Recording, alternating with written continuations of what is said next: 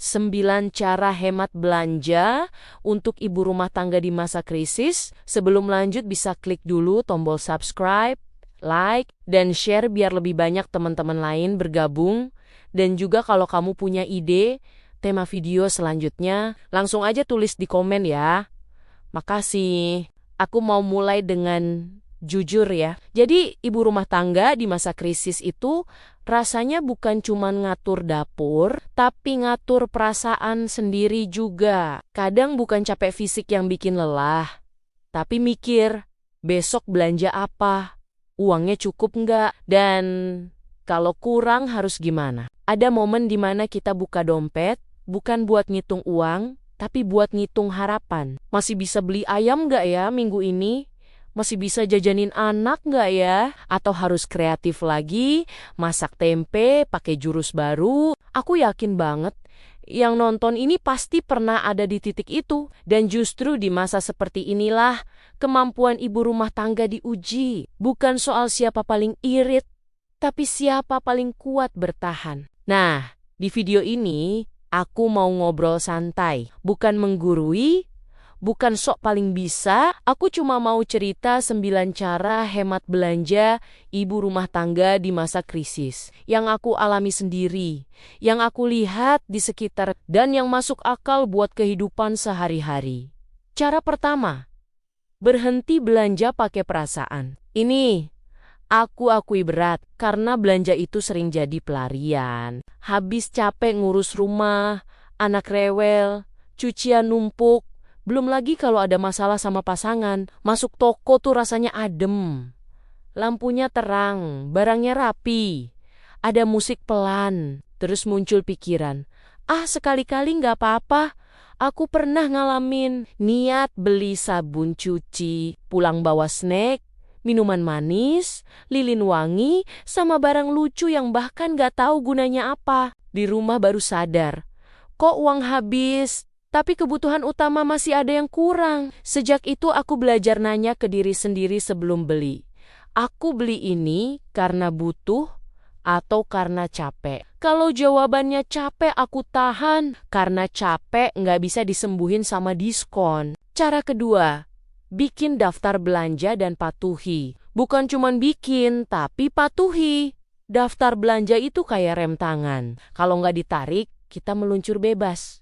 Contohnya gini, kalau kita nggak nulis telur, otak kita bisa mikir, kayaknya telur masih ada, pas di rumah ternyata habis. Akhirnya balik lagi ke warung, dan pulang, bawa tambahan yang nggak perlu. Aku sekarang nulis daftar belanja, bahkan sampai hal kecil, bawang garam, gas, dan aku bawa daftar itu di tangan, bukan di kepala.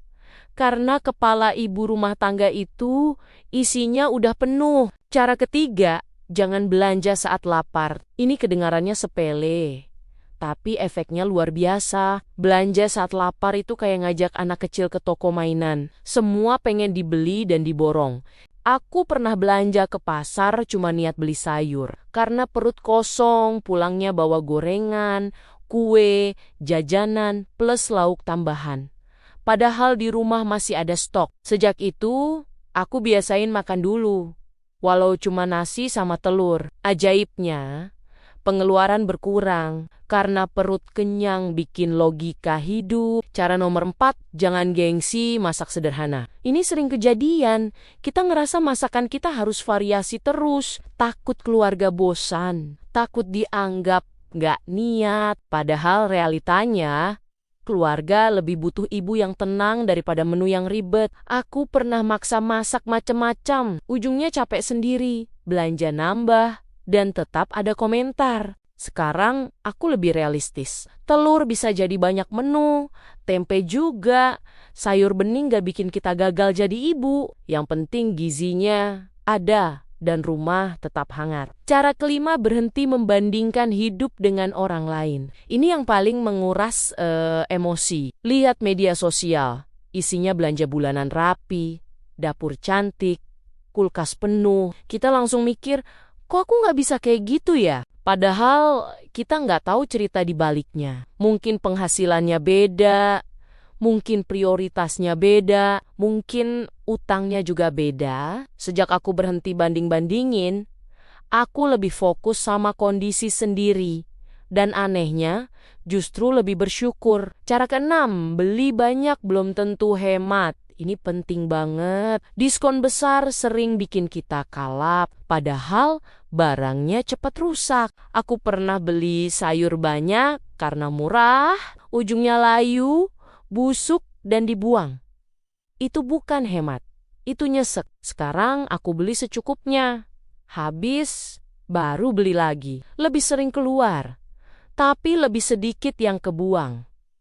Cara ketujuh, libatkan keluarga. Ini bukan aib, ini kerja tim. Aku pernah mikir, tugas ibu itu nutupin semua. Ternyata capek sendiri. Begitu aku mulai jujur ke pasangan dan anak, justru mereka ngerti.